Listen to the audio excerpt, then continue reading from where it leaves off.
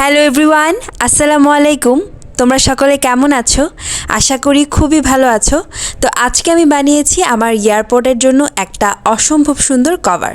এটা তো দেখতেই পাচ্ছ আমার পুরনো কভারটা, যেটার অবস্থা একেবারে ভীষণ খারাপ। তাই ভাবলাম আজকে এটা নতুন কভার বানানো যাক। যার কারণে প্রথমে আমি কাপড় কেটে নেই। এখানে আমি দুইটা কাপড় নিয়েছি, একটা উপরের পাশের জন্য আর একটা নিচের পাশের জন্য।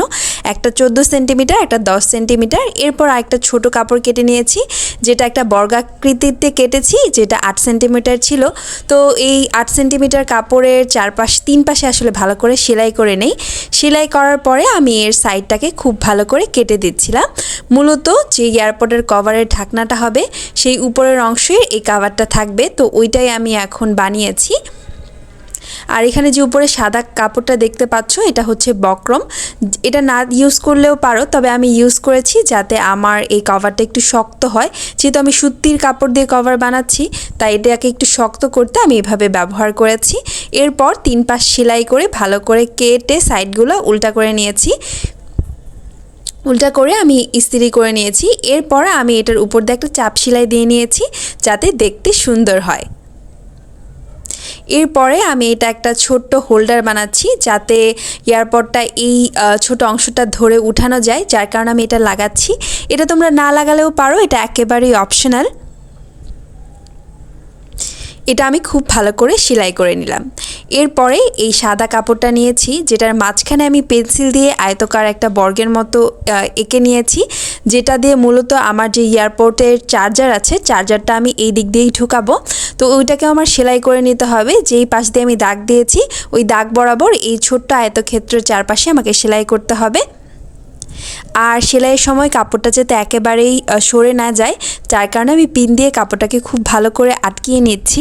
আমি যেহেতু সেলাইয়ে খুব বেশি এক্সপার্ট না, তাই আমি চেষ্টা করছি যে কাপড়টাকে পিন দিয়ে আটকিয়ে নিতে, না হলে আবার প্রবলেম হবে। সেলাই শেষে আমি দাগ দিয়ে এখানে মাঝখান দিয়ে কেটে দিব,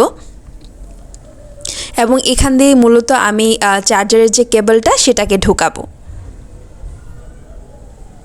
কেটে নেওয়া শেষে যে সাদা কাপড়টা ছিল সেটা আমি উল্টে ওই পাশে দিয়ে দিব, মানে বক্রম যে পাশে দিয়েছিলাম ওই পাশে দিয়ে দিব। দিয়ে খুব ভালো করে এটাকে আমি টান দিয়ে সোজা করে নেব।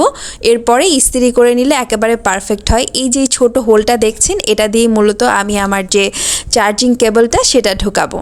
এরপরে আমি যে ঢাকনাটা বানিয়েছিলাম, মানে ছোট একটি কাপড় দিয়ে যে কভারের ঢাকনাটা বানাইছিলাম, তো সেটাকে খুব ভালো করে সেলাই করে নিচ্ছি। আমি এখানে প্রতিটা জিনিসই 2 বার করে সেলাই করেছি, যাতে একেবারে পারফেক্ট হয় এবং পার্মানেন্ট হয়ে যায়। এই তো আমার সেলাই কমপ্লিট হয়ে গেছে। আর এইটা সেলাই করতে হবে মাঝ বরাবর।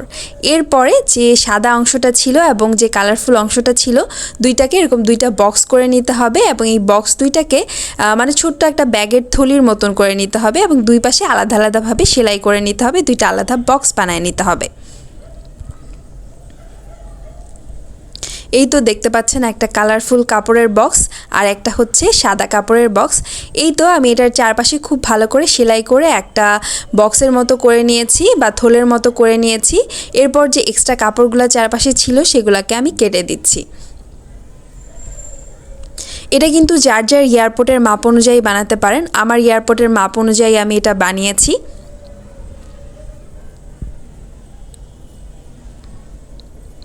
এবং খুব ভালো করে আমি সাইডটাকে কেটে দিচ্ছিলাম। সাইডগুলো খুব ভালো করে কাটতে হবে। সাইড যদি থেকে যায় তাহলে কিন্তু এটা যখন আপনি ফোল্ডটাকে উল্টাবেন তখন ভালো করে উল্টানো যাবে না। এরপরে আমি এই যে এই দুইটা ব্যাগকে উল্টিয়ে এক পাশে নিয়ে আসব। এই উল্টানোর মাধ্যমে আমাদের কেস কিন্তু মোটামুটি রেডি। এটা উল্টা পাশটা, যেটাতে আমি সাদা কাপড় ব্যবহার করেছি। আর এটা উল্টিয়ে খুব ভালো করে মুড়িটা সেলাই নিলেই আমাদের এয়ারপোর্টের কাভার কিন্তু একেবারে রেডি। এই কাভারটা দেখতে কিন্তু খুবই সুন্দর হয়েছে। এর আগের বার যে আমি কাভারটা বানিয়েছিলাম এটা একটু মাপে ছোট ছিল, বাট এবারের মাপের যে মানে আমার যে এয়ারপোর্ট, সেই এয়ারপোর্টের একদম পারফেক্ট মাপের হয়েছে এটা।